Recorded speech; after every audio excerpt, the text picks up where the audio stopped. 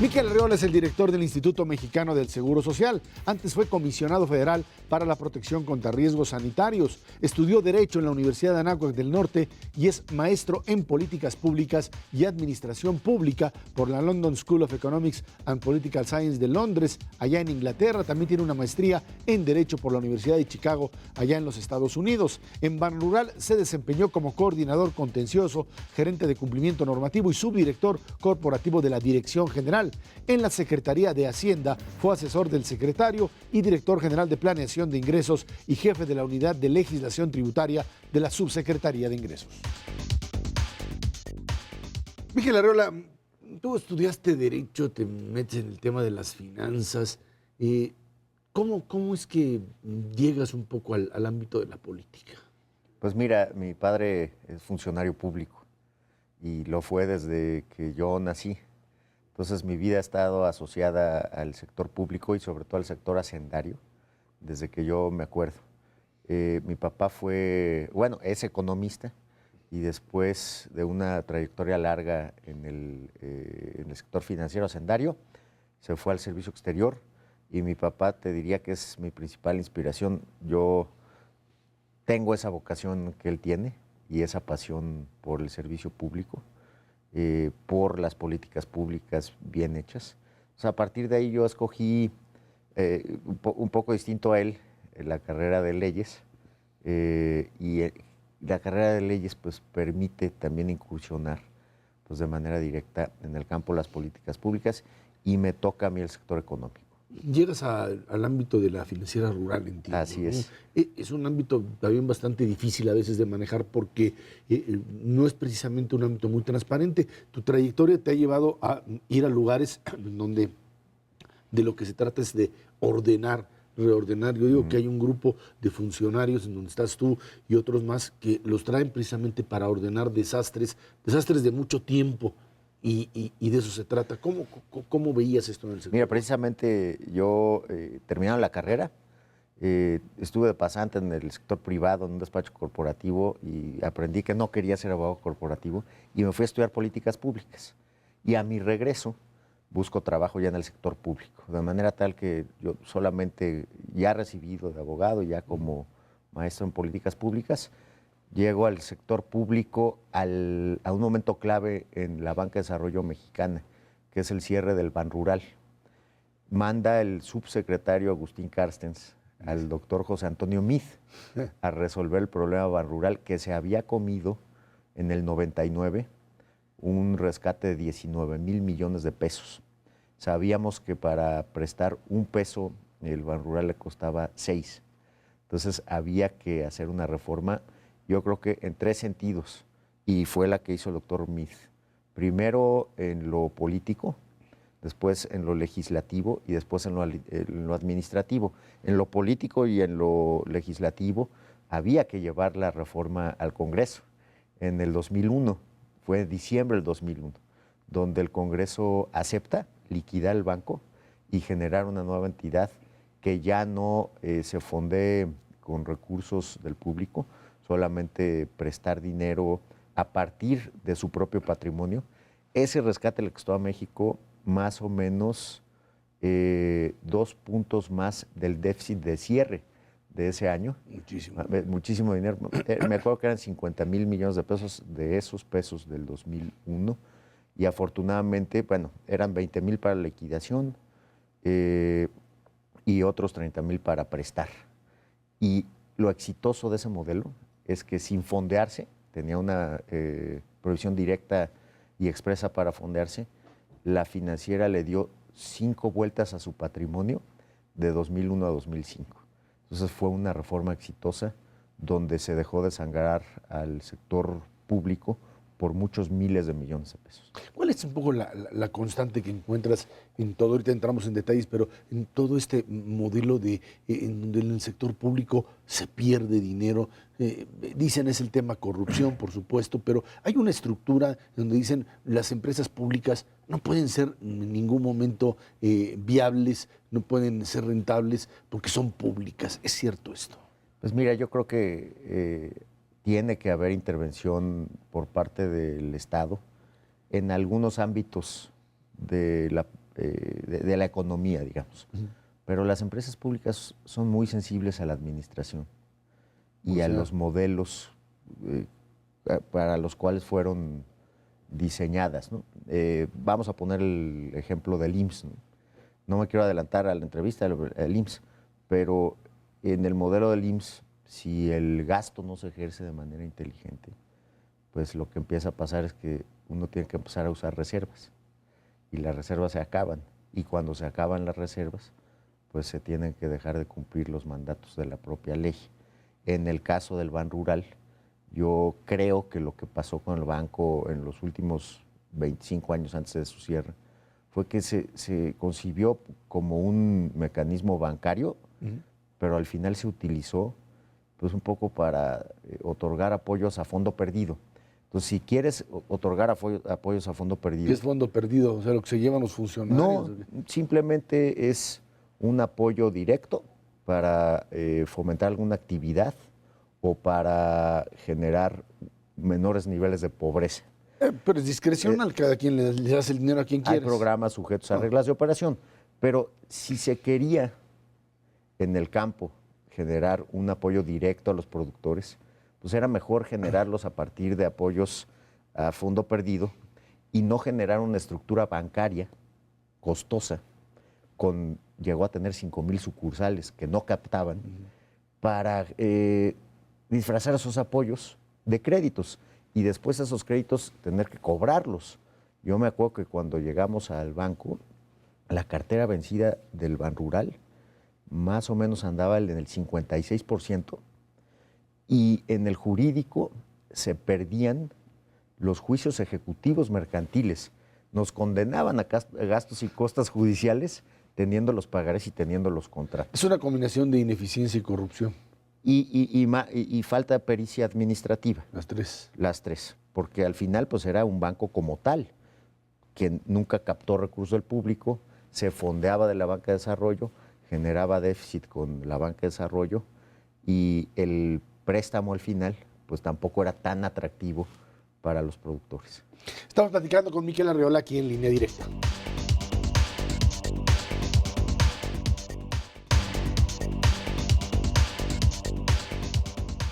Miquel Arriola, el tema de, por supuesto, la vida personal está ligado a una enorme disciplina, en el caso tuyo, a una enorme disciplina, y yo te diría también, pues, a algo que muchos han hecho énfasis en el deporte. No es muy común ver funcionarios públicos metidos en el deporte, pero tú has hecho también del Jai Alai una pasión. ¿De dónde te aparece esto? Pues mira, yo le debo al Jai Alai que el primer título profesional de la familia Arriola haya sido financiado por mi abuelo pelotari profesional para mi papá. Entonces, mi abuelo llega en el año 29 a México, a abrir el Frontón México de la Plaza de la Revolución, y de ahí pues se deriva una gran afición de parte de mi papá, de parte de mi hermano, de parte mía, al Jai Alai. Una gran admiración a un personaje como mi abuelo, con el cual yo tuve oportunidad de tener charlas muy largas. Era un gran conversador, fue un gran pelotari y fue un gran profesional, y fue una gente muy disciplinada, con la cual se podía aprender mucho de la historia de esas épocas, no solamente de la Ciudad de México, de la historia del Jai Alai. Yo pude jugar varios partidos en la imaginación de tanto que me los platicaba mi abuelo, pero también de la ciudad de La Habana, cuando ahí el frontón era el principal deporte para las clases altas, de la fundación del frontón de Miami, cuando Miami pues era casi una aldea donde había permisos para jugar. El Jai Alai siempre ha sido un deporte de apuesta. Entonces, yo a partir de esa también gran admiración por mi abuelo, desde niño, pues los Reyes me regalaron mi primera cesta. Y el Jai Alai es muy técnico, y si los fundamentales los aprendes de niño, hace toda la diferencia. Entonces, de niño yo aprendí muy bien la técnica. Me metí a una escuela Jai Alai que financiaba el frontón de Miami para generar pelotaris mexicanos, y ahí fue cuando empiezo a jugar campeonatos juveniles a nivel nacional y luego a nivel mundial. A partir de los 15 hasta los 38 pude jugar 5 mundiales, Afortunadamente tuve muy buena suerte, tuve muy buenos compañeros, pudimos hacer muy buenas cosas y hasta el día de hoy pues seguimos jugando con la ilusión de que se reabra el Frontón México. En algún momento. Yo creo que el primer trimestre del año que viene. Esperemos que así sea. Esta disciplina de deporte del Hayalay en la práctica profesional te ayuda o hay algún nexo entre la vida profesional activa y el tema del Hayalay? Mira, con las presiones que se viven el día a día en el sector público y seguramente también en otros sectores, es muy importante el deporte como un elemento de control. El deporte diario ayuda muchísimo a liberar la mente, a pensar mejor, a generarse un espacio mucho más amable que muchas personas desgraciadamente no tienen, pero ayuda muchísimo y ayuda muchísimo también pues, la disciplina en materia administrativa que tiene que ver con el buen diseño, con la buena implementación y la buena medición de políticas. Cuando llegas tú a la COFEPRIS, a la Comisión para Prevención de Riesgos Sanitarios, hay ahí un intento importante de llevar a cabo distintas políticas que ya se habían manejado y que están mucho destinadas a lograr que los medicamentos lleguen a la gente y que dejen de ser parte de un enorme problema nacional. ¿Cómo destraban el tema medicamentos? Ahí volvemos a la pregunta de las instituciones y cuáles funcionan o no. Si funcionan o no. En el papel, la COFEPRIS era un modelo que había adoptado todo el mundo en los años 20 o 30, y en México se adoptó en el 2001, y era un mecanismo para intervenir de manera inteligente en el mercado para generar acceso. No se había utilizado, se utilizó hasta el 2011 con esa lógica. En el 2010, te doy el dato económico, el gasto en medicamentos era regresivo. El decil que más gastaba era el decil más pobre. Y más o menos el gasto andaba per cápita en los 2,300 pesos. A partir de una intervención directa del Estado para generar acceso a través de los genéricos, se pudo incrementar la alternativa o las alternativas de más o menos 21 patentes que ya estaban vencidas pero no se habían liberado, a 500 genéricos. Hemos ahorrado 60%, han bajado los precios de las medicinas 60% en los últimos 4 años. Se han podido ahorrar más o menos 24,000 millones de pesos. En diabetes, enfermedades cardiovasculares y cáncer, bajaron 90% los precios. Regreso al gasto. Hoy el gasto del último decil bajó 60%. En el promedio bajó 40% por el promedio de los deciles. Y hoy estamos hablando que la industria creció más o menos una cuarta parte en 4 años y las exportaciones crecieron 35%. Entonces, hoy tenemos que el gasto de bolsillo, por ejemplo, bajó de 55 a 44% en 4 años. La correlación es, interviene para generar competencia la autoridad, se incrementa el acceso de las familias a los productos, bajó de 2,300 a 870 pesos el gasto per cápita. Con genéricos también, el tema de genéricos. Los genéricos fueron el impulso fundamental, la base. Imagínate, de 21 patentes a 500 genéricos. También se implementó un programa para traer rápido los medicamentos nuevos y lo estamos trayendo en 90 días hábiles. ¿Tuviste ahí alguna plática en algún momento con Bill Gates, entiendo, con el tema de genéricos, que le resultó terriblemente interesante? ¿Por qué? Resultó interesante porque hay ya en el comercio exterior y el libre comercio, pues una desregulación al intercambio de productos y servicios entre países, pero en materia de medicamentos no. Ahí cada medicina que quiera aterrizar en otro país tiene que tocar la puerta del regulador, y eso es una tragedia en términos de acceso, porque los pacientes tienen que esperar a que el burócrata acepte o no. El señor Gates más o menos dona $500 millones en vacunas para África todos los años. Y tiene que enfrentarse pues, a la Agencia Unipersonal del Congo para que le apruebe una vacuna que viene de Francia. Y eso nos pasaba en Latinoamérica antes de que la COFEPRIS fuese certificada por OMS, OPS, donde abrimos por lo menos 9 países que acceden al precio menor de México. México, comparado con América Latina, es, después de estos 4 años, más o menos, 5 años, más o menos 60% más barato en medicamentos. Imagínate que alguien en El Salvador quiera un genérico mexicano y la agencia le diga que no.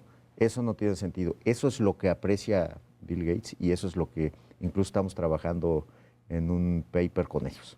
Estamos platicando con Miquel Arriola aquí en Línea Directa.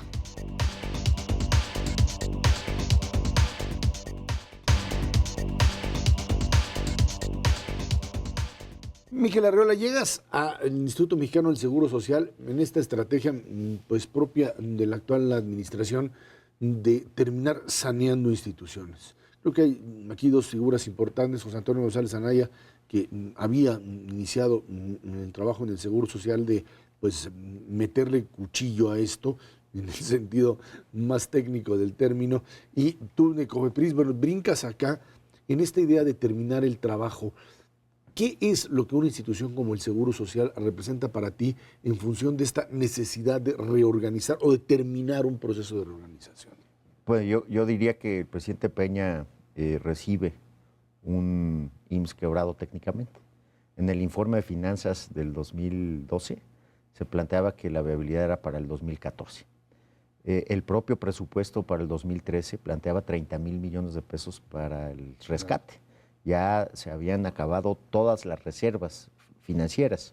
Lo que hizo el presidente Peña fue un rescate y una transformación del IMSS. Yo tuve la gran fortuna de recibir de Pepe Toño, pues, una institución saneada. Pepe Toño le bajó el 60% al déficit. ¿Cómo le hacen? Hay dos caras en el IMSS, en la parte financiera. El ingreso, llevamos ya casi 2.4 millones de empleos en un cuatrienio. Históricamente nunca se había dado. Y eso implica que los ingresos del IMSS se incrementaron 37%. Esa es la cara del ingreso. La cara del gasto, con medidas inteligentes en materia licitatoria, compras consolidadas, reducción de monopolios, nos hemos podido ahorrar en 4 años 12,000 millones de pesos, enfrentando una demanda 10% mayor de servicios. Entonces, hoy estamos prestando 10% más de servicios, estamos gastando 12,000 millones de pesos menos. Eso nos ha generado que ya no usamos casi de reservas nada. Esta asamblea, le anunciamos al presidente, 2016 va a ser el año histórico en términos de déficit. Vamos a ahorrar 72% las reservas y esto implica que ya hay viabilidad en el IMSS para el 2019 y que si seguimos con esta lógica de más ingreso y mejor gasto, vamos a seguir haciendo más delgada la brecha. ¿Cuál era la brecha en el 2012? El ingreso crecía al 2.6% al año y el egreso crecía al 8.6%. Hoy estamos creciendo ya en 2016 el ingreso más o menos al 5% al año y el 5.6% es el egreso.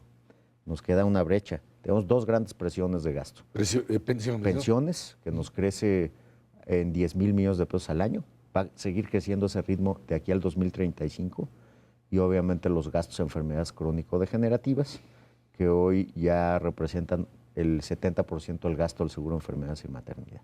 Cuando una institución como el Seguro Social se rediseña, esto implica necesariamente que tienes que también quitar una parte de lo que anteriormente estaba ahí presente y hacerlo a un lado. ¿Qué es lo que ya no hace el Seguro Social que anteriormente supuestamente hacía? En el 72% de los casos ya no hacemos trámites presenciales. Con el IMSS Digital hemos podido sumar de 2013 al 2016 94 millones de trámites digitales. ¿Y esto implica bajar burocracia? Bajar burocracia más o menos, si lo ponemos en costo de oportunidad, en 4,700 millones de pesos. Eso es lo que hemos ahorrado en costo de oportunidad. No se hace un solo trámite digital en 2012. Pero ¿qué también estamos haciendo? Y esa es la principal instrucción del presidente Peña Nieto. Incrementar la calidad y calidez del servicio médico. ¿Dónde está el problema o dónde está el problema en el servicio médico cuando llegamos? En el primer nivel, más o menos se tardaba en llegar al médico familiar una persona 2 días. Con el programa Unifila estamos acomodando el mismo día, el mismo turno a las personas que están más o menos tardando 75 minutos el promedio nacional. Referencia a segundo nivel. Era tortuoso Se tardaba entre 4 y 7 días la persona en conseguir su cita de segundo nivel. Segundo nivel es Si el médico familiar te mandaba con el ortopedista, había que ir a esa consulta al hospital. 7 días para conseguirla. Lo estaba haciendo en 30 minutos. Ese mismo día en 30 minutos. Esperar una cama. Más o menos entre paciente y paciente nos tardamos en limpiar una cama 24 horas. Hoy estamos tardándonos menos de 4. Estamos incrementando la capacidad de los hospitales sin construir más cuartos o camas. Cuarto, la entrada por urgencias. Se tenía que comprobar la derechohabiencia. Hoy las personas llegan directo a la valoración médica, la roja es hospitalización, el amarillo se queda en observación y el verde se regresa a su casa. Quinto, el abasto. El abasto en el 2002 estaba abajo del 95%. Hoy estamos en 99.3% de abasto. Llevamos 6 meses en 99.3%. Medicinas, básicamente. Abasto de medicinas. El tema de cirugías. Cirugía fin de semana, que con eso redondeas un poco el ciclo médico. Llevamos ya más de 5,000 cirugías de fin de semana. Estamos hablando de que traíamos un rezago como de 8,900 y estamos ya generando un músculo cada semana de más o menos 170 cirugías en el IMSS, tomando en cuenta que todavía nos faltan varias delegaciones de implementación. Entonces vamos a incrementar todavía ese músculo. Y otra, menos déficit, más gasto de infraestructura. Estos últimos 3 años se comparan con los años del desarrollo estabilizador en materia de inversión de infraestructura. Estamos construyendo 12 hospitales y eso significa 6.5% de las camas que había construido históricamente el IMSS y 40 unidades médicas familiares. ¿Tienes médicos y enfermeras para eso? Tenemos médicos y enfermeras, además que somos el único sistema que está creciendo en infraestructura y en médicos y enfermeras. En el caso de los residentes, en el 2011 más o menos absorbíamos 3,200 residentes. Hoy estamos absorbiendo 4,400 residentes al año. Miquel Arriola, ¿te sigues viendo al acabar este sexenio en el sector público? ¿Eres como que de esos que se va a mantener adentro? Yo te firmaría un contrato para toda la vida en el sector público. Seguro. Con todo cariño. Es lo que me gusta hacer. Yo quisiera seguirlo haciendo, seguir haciendo políticas públicas, seguir estando en las decisiones técnicas, financieras del gobierno para mejorar servicios, para generar ahorros, para ampliar capacidades de atención. Entonces a mí sí me gustaría, me daría mucha ilusión. Pues ahí están los resultados y creo que eso es suficiente. Muchas gracias, Miquel Arriola. Fue Miquel Arriola, aquí en Línea Directa.